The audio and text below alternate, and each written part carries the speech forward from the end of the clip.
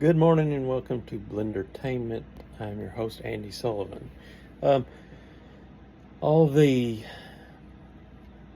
afternoons, the Kelly Clarkson and the late night shows are taking 4th of July week off, so there's not going to be any of the rundown of what's happening there because they're all going to be repeats. I will start today with some sad news. Rick Hurst passed away on June 26th. Now, if you don't know the name, you know who he is. He played Cletus on the Dukes of Hazzard. Born January 1st, 1946, passed June 26, 2025.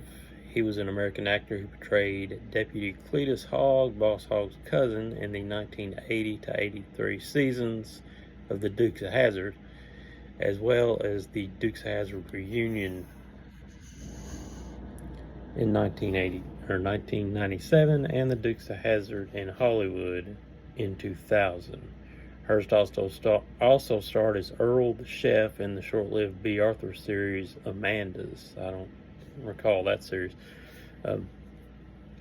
He appeared in many films, including The Karate Kid Part 3 in 1989 as the announcer. He made numerous appearances at various Dukes of Hazzard events and at Cooters in Nashville and Gatlinburg, Tennessee. He also made appearances at the World of Wheels in Birmingham, Alabama. Hurst was born in Houston, January 1st, 1946. In 1968, he earned a bachelor's degree from Tulane University, followed by a master's in fine arts from Temple University in 1970. His sons are actor Ryan Hurst and Colin Hurst. He was married to Shelley Weir, the mother of Colin. Hurst was 79 when he passed.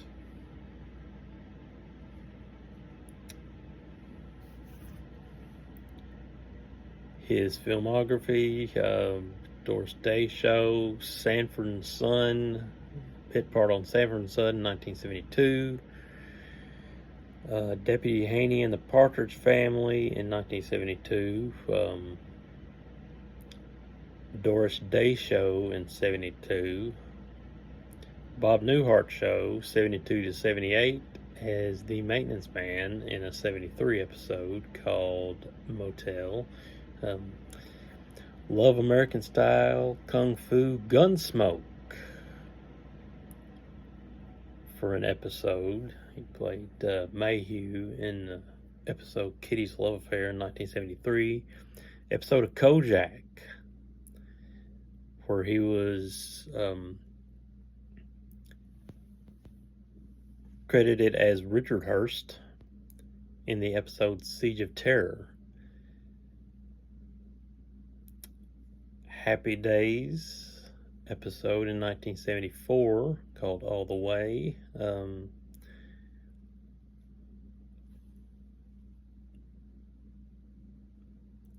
MASH episode in 1977 called Fade Out, Fade In. Beretta episode in 1977. The John LaRoquette Show as Richard in the episode In the Pink in 1995. Dukes of Hazzard reunion movie in 1997. Anywhere But Here, 1999. Suckers in 2001. Dukes Hazzard movie Hazard in Hollywood in 2000.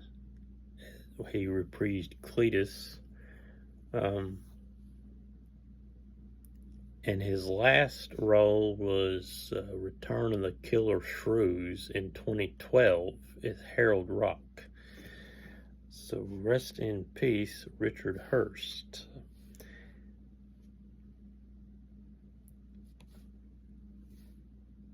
Next up, Night of Champions was last week. Well, Saturday, to be more specific.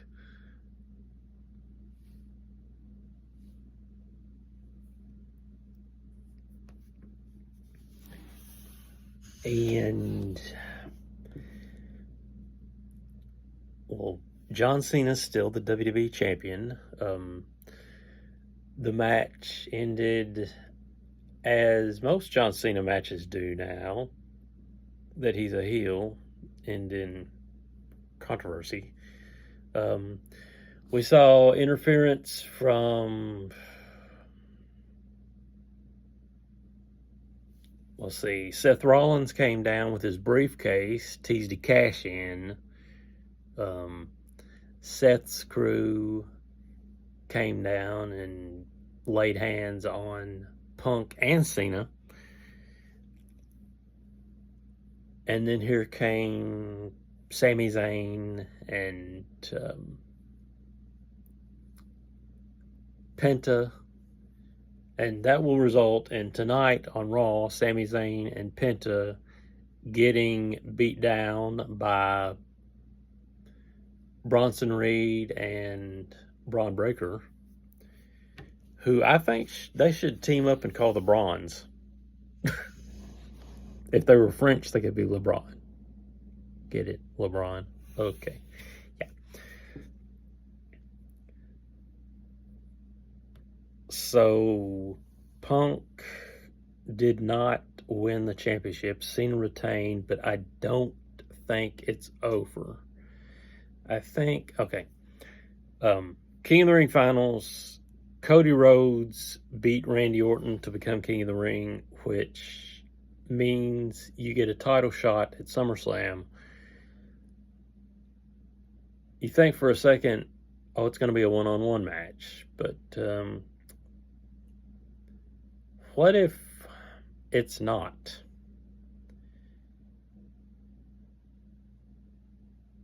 I have an inkling that they change it to John Cena versus Cody Rhodes versus CM Punk versus Randy Orton in a fatal four-way. Somehow Cena will probably still retain. Queen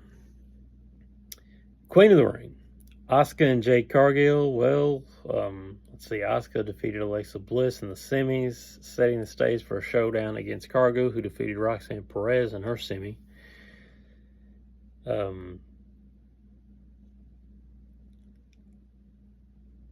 That match, of course, was won by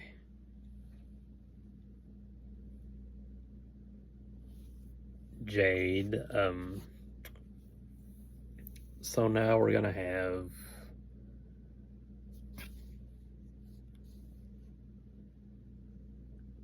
hold on, let me look at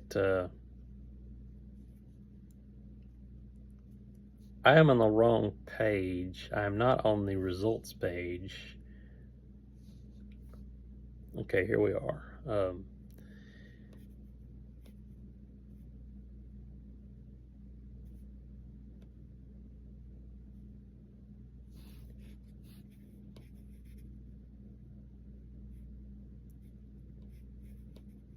Okay, we got Rhodes retains, which I told you. Rhea Ripley defeated Raquel Rodriguez.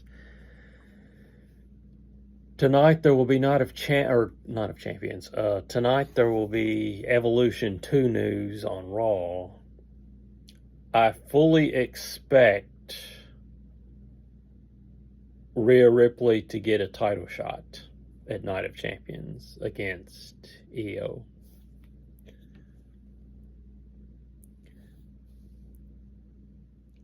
Sami Zayn beat Karrion Kross, which I can't believe, honestly. I mean, what's a match that both of those guys needed. Kross is over. Kross is definitely over.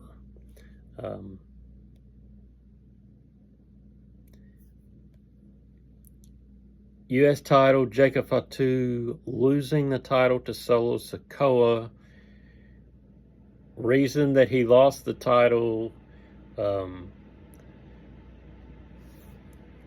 downfall started with the arrival of JC Mateo and the return of Tonga Loa. after culminating in the debut of the monstrous Hikuleo, who they're probably going to call something else Loa.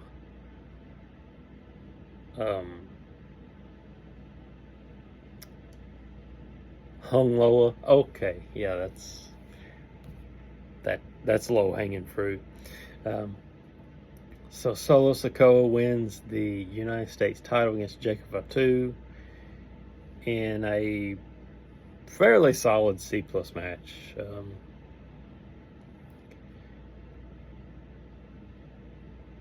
Queen of the Ring, I told you. Cargill defeats Asuka and will she though face Tiffany Stratton? Because the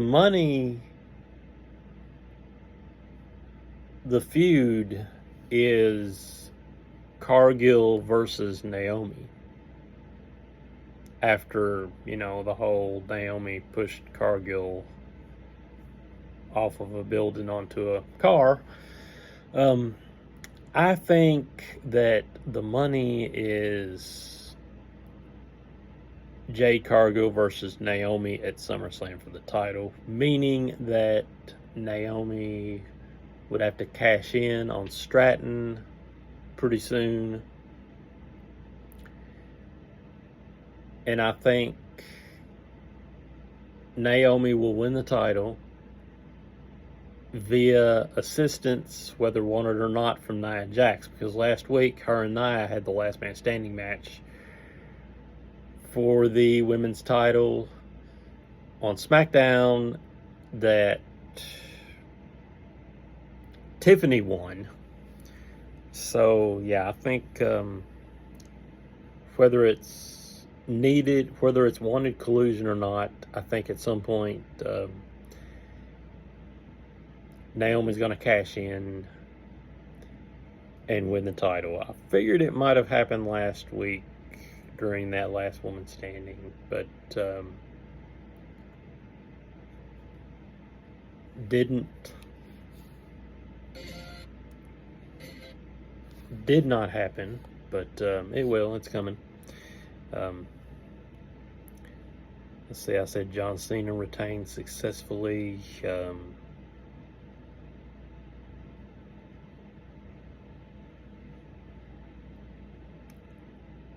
Sammy got the win. All in all, it was a pretty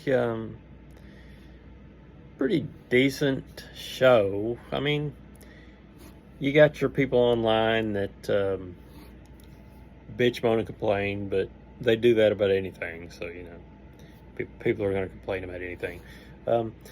Now, I remember once upon a time when every match on this show was a title match. This year, there were 2 title matches at Night of Champions.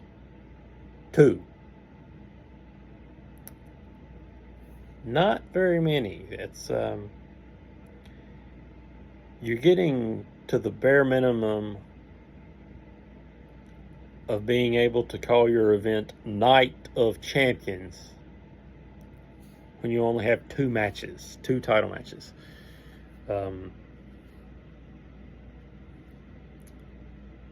NBA draft was last week, and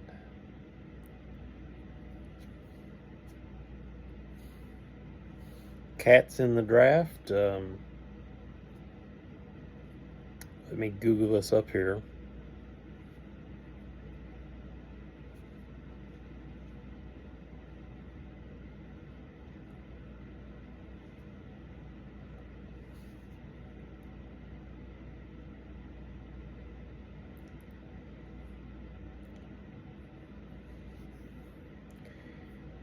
In the 2025 draft, 2 Kentucky Wildcats were selected in the second round, Kobe Bryant and Amari Williams. Bryant was picked 41st overall by the Golden State Warriors and then traded to the Phoenix Suns. Williams was selected 46th overall by the Orlando Magic and then traded to the Boston Celtics. It marks the first time, It marks the first time since 2009 that Kentucky did not have a first-round pick. Kobe Brea, the sharpshooting guard, was the first Kentucky player off the board selected by the Golden State Warriors at pick number 41. However, he was quickly traded to the Phoenix Suns, where he would join former Wildcat Devin Booker. In his lone season in Kentucky, Brea averaged 11.6 points per game and shot 43.5% from three-point range. Center Amari Williams was selected by the Orlando Magic at pick number 46. He was also quickly traded, joining the Boston Celtics. Williams, a transfer from Drexel, was a key player for the Wildcats, averaging 10.9 points and team-high 8.5 rebounds per game. He also led the team with 115 assists, making him the all-time leader in assists for a player 7 foot or taller in UK history.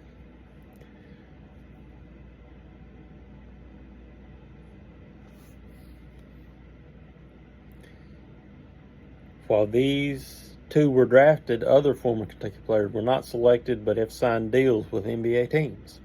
Lamont Butler signed a deal with the Atlanta Hawks, and Andrew Carr signed a deal with the Portland Trail Blazers. It's worth noting that the 2025 NBA draft was the first since 2009 that Kentucky did not have a player selected in the first round, ending a 15-year streak.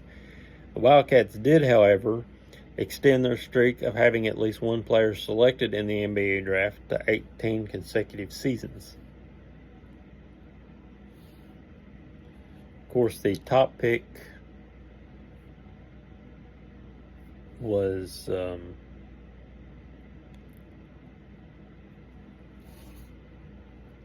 the Duke boy that went to Dallas. Pardon me while I take a drink of water here.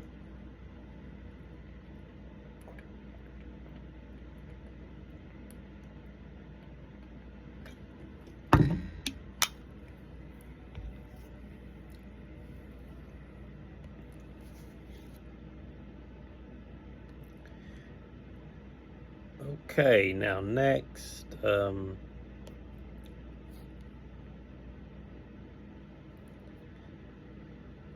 next up for Kentucky is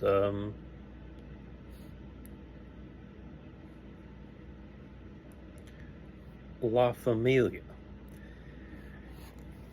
This comes from on3.com in my daily KSR email this morning. Khalil Whitney's time at Kentucky didn't go as planned, but a shot at redemption is on the table this summer. Whitney is linked up with Kentucky's alumni team La Familia for the basketball tournament, which begins in July. He's one of 10 players currently on this year's roster, joining the likes of Willie Cauley-Stein, Archie Goodwin, the Harrison twins, and more. But unlike most fellow UK alums, Whitney's college career took an unexpected turn. A former 5-star high school recruit, he played just 18 games, averaging 3.3 points per outing for the Wildcats in 2019-2020, before suddenly leaving the program and disappearing from the Big Blue Nation's line of sight. Until last month, that is, when Whitney shared a post on social media reflecting on his brief time in college. I probably just needed a hug, he says, but instead I fell off mentally and had to gain it all back, he wrote on Instagram. A few weeks later, he was officially on the La Familia roster. Whitney isn't coming back just to reconnect, though. He's coming back to help win basketball games. La Familia general manager Twanny Beckham, former UK player, said earlier this week, "I think some of y'all saw what he put on social media a couple weeks ago and it went viral. I was a huge fan of his when he came to Kentucky his freshman season. He was top 10 in the country. He had a lot of potential, 6'7", long dog from Chicago, but for whatever reason it didn't work out for him and he decided to leave midway through the season. Since leaving UK, Whitney's basketball career has taken him all over the globe. He went undrafted in 2020, but quickly landed to the NBA's G League, where he spent a couple of seasons with the Greensboro Swarm, which is the Hornets G League team, and Rio Grande Valley Vipers, which is the Rockets G League. The native of Illinois has also made stops at pro in Canada, Dominican Republic, Croatia, Mexico, New Zealand, and most recently Australia. He and I have stayed in communication, Beckham added. He's played in the G League, kind of traveled and tried to find his way, and he's decided to come back. You know, he's a dog. He's another one of those guys that Coach Sean Woods implements him into whatever we're doing defensively. He's another guy that can switch. He's long, he's rangy, so he's another one I'm looking forward to being around. Across 21 games played for the Southwest Metro Pirates, Australian NBL 1, this past season, Whitney averaged 8.3 points, 2.7 rebounds, and 1 assist in 23.9 minutes per game while shooting 43% from the field. More on La Familia basketball tournament. La Familia is the number 1 seed in the Lexington region. Will take place at Memorial Coliseum July 18th through the 22nd. Their TBT journey will start against Stroh Squad on Friday, July 18th at 8 p.m. on FS1. If La Familia advances to the second round, they will face the winner of War Ready, Auburn alumni, and X-Rated, get it, X-Rated, Rayted, on Sunday, July 20 at 2:30 p.m. Eastern on Fox Sports. The Lexington Regional Championship game is Tuesday, July 22nd at 6 p.m. Eastern on FS2. The winner of the Lexington region will play the winner of the Louisville region in the quarterfinal on Monday, July 28th at 6 p.m. on FS1. Semifinals and $1 million winner-take-all championship game will be July 31st and August 3rd.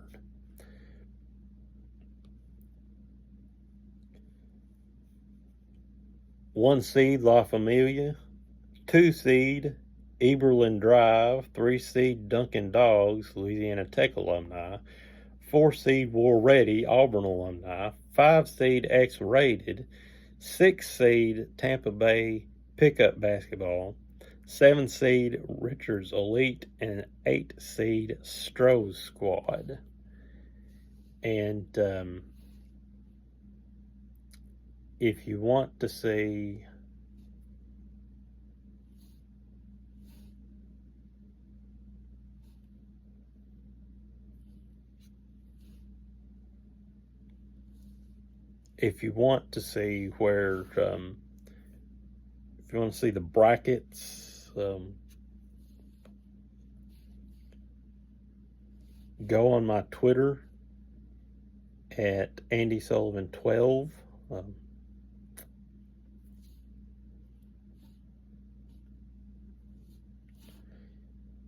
Actually, I'm trying to add this to my Twitter, but it will not let me. I guess I need to do the good old copy and paste. Yes, because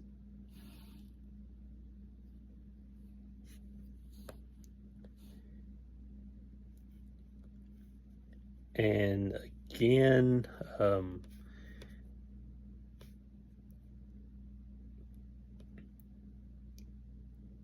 those games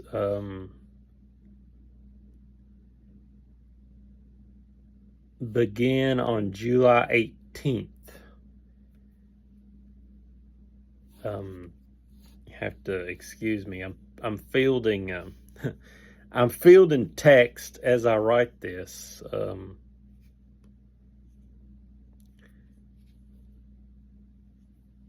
Somebody asked me, when do the games begin? Well, it's July 18th, but it's on the it's on the note that I got, the email. That is, if you want to sign up for these, it's KSR email. Imagine let's see, I've been signed up for a long time, subscribed to it for a long time. I think you can go to KSR's website. My neighbor tipped me off about it back when I signed up. And I believe that's how you go. And KSR's website is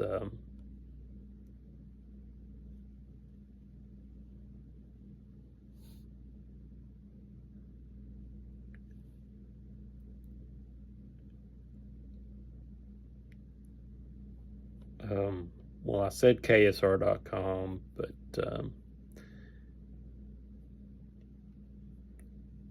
on3.com is where this takes me. So maybe go there. Now, the Quaker State 400 this weekend, it was the same night as Night of Champions, although Night of Champions was in the day. And pretty much a funny story about Night of Champions, first of all. I thought the show started at 10 o'clock. I was like, oh, man, this is great. We're going to get this going early in the morning. And no. The pre-show started at 10 a.m. So I was sitting there. I watched basically the whole freaking pre-show, which is 2 hours. Now listen, do we really need a 2-hour pre-show for a pay-per-view? I mean, all you're doing on the pre-show is recapping, and what they mostly did, I mean, you're going to recap here's what you're going to see on the show, but then at one point they were like, and here's what happened on SmackDown last night. And I believe they played not the whole show, but I think they played just about the whole women's title match between Tiffany Stratton and Nia Jax. And I thought, okay, come on, guys. I know this is filler, but come on. But anyway, after that match, or after that pay-per-view, and after SummerSlam now is seemingly set in stone with Cody versus Cena Part 2, which could turn into Cody versus Cena versus Orton, and could turn into Cody versus Cena versus Orton versus Punk. So we'll just see how the rest of the build up to SummerSlam goes. SummerSlam, by the way, is 2 nights this year, because everything has to be 2 nights now. All the pay-per-views have to be 2 nights. Saturday, August 2nd and Sunday, August 3rd. Although,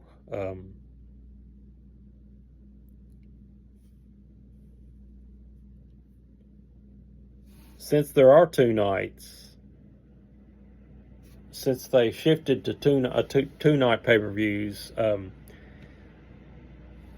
looks like they're starting the matches at 7 o'clock instead of 6. And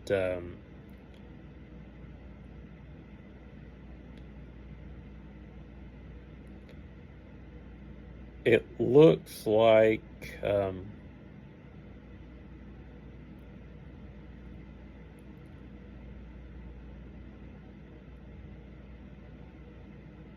okay, I don't know about this. There's rumors that Roman Reigns' SummerSlam match will be Roman Reigns, LA Knight, and CM Punk against the New Bloodline faction. I don't know about that. In an appearance on the Last Word podcast, former WWE employee Tommy Carlucci predicted that Roman Reigns may not return alone and would bring some backup to continue his feud against Seth Rollins and his heel crew. He says, I don't know where it's going. I think it's going to go for a while with this whole wise man thing, and maybe Roman Reigns coming back is going to bring some boys with him and start with the wise. I mean, it's wide open right now, but why institute the wise man? Because Paul is with Seth now. Paul is with Seth's crew, which still doesn't, if you ask a lot of people, still doesn't make a whole lot of sense. But we'll see what goes down tonight on Raw. Of course, tonight on Raw, they'll focus on, perhaps, finally, the Women's Evolution pay-per-view, Evolution 2, which, that's coming up in a few weeks, isn't it? It's, hang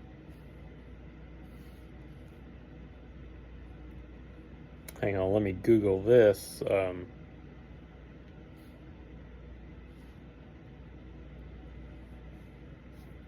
July 13th.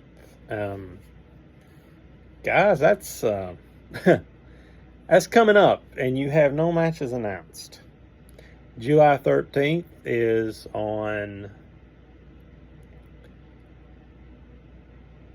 July 13th is a week from this coming Sunday. So they're just going to throw that pay-per-view together, I guess. And Raw tonight, or today,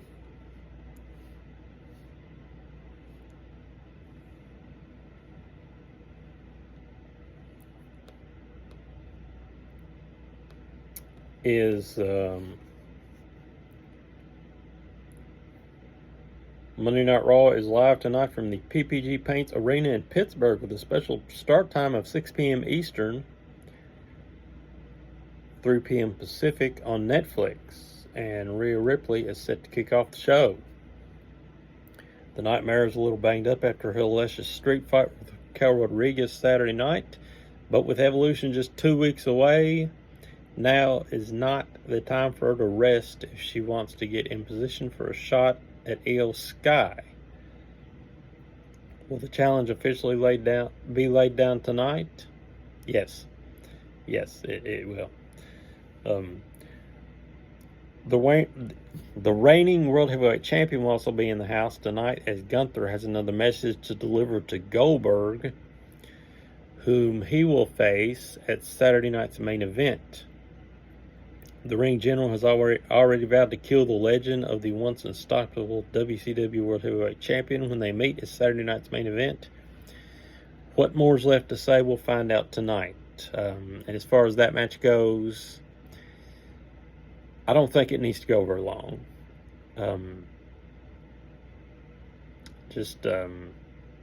You know how Goldberg used to just squash guys?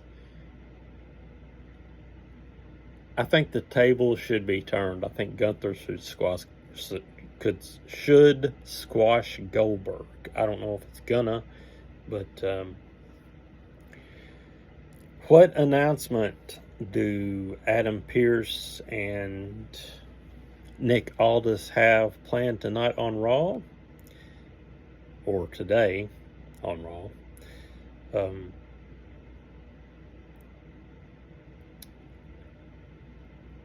Have they figured out what to do with the Women's Tag Team Championship with Liv Morgan out of action for the next few months?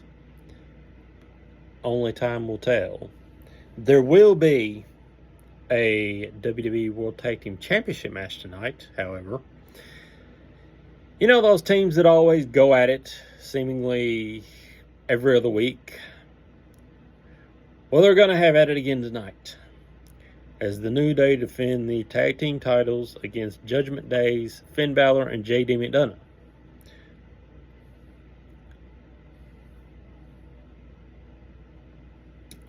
Who's going to win that match?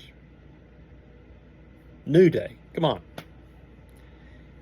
And how are they going to win it? Shenanigans within the Judgment Day. Come on. That's obvious.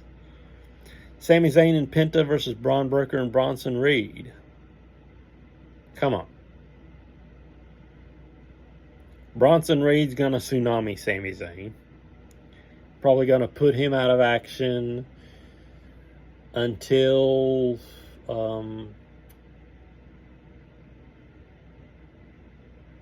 it's too soon to put him out of action until the Rumble, which he would come back and win. That's what the word on the net is, that Sammy's going to win the Rumble. I don't know about that. I wish he would, but anyway, another action tonight: Sheamus versus Rusev. No idea what's going to happen there. Of course, stream Raw on Netflix at 3 p.m. Central, 6 p.m. Eastern, or as I do, whenever the heck you have time to watch it. So we've got 3 talks and 3 matches. So I'm going to say this show's going to run about, well, it's been running about 2 or 2.5 hours. I think the shortest one time they actually went an hour and 50 minutes a long time ago. I'm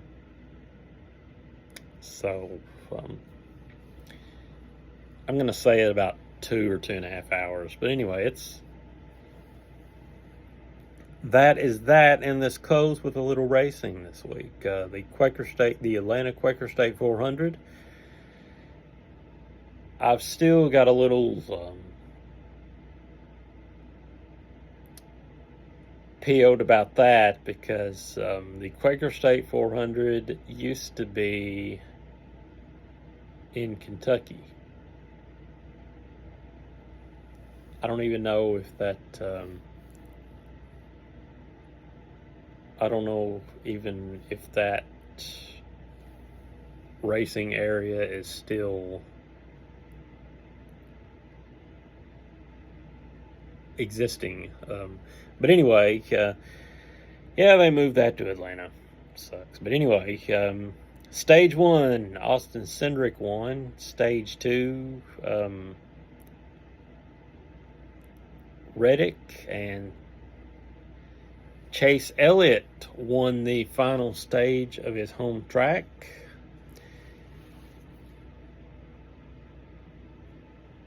That is pretty much going to do it for me. I will give you one recommendation. If you want classic TV, specifically, let's see, I have not watched it on the weekdays, but the weekends, and this is the Laugh Channel, which is $2.39 on Dish Network. But the weekends, they've got Home Improvement and According to Jim in the afternoons. I have not watched in other hours, but check out the Laugh Channel, $2.39 on Dish Network. And that is going to do it for me this week. I've been your host, Andy Sullivan. Be calm, be cool, be courageous, and have a great 4th of July week. Celebrate responsibly Friday. And I will catch you guys next week. Peace out.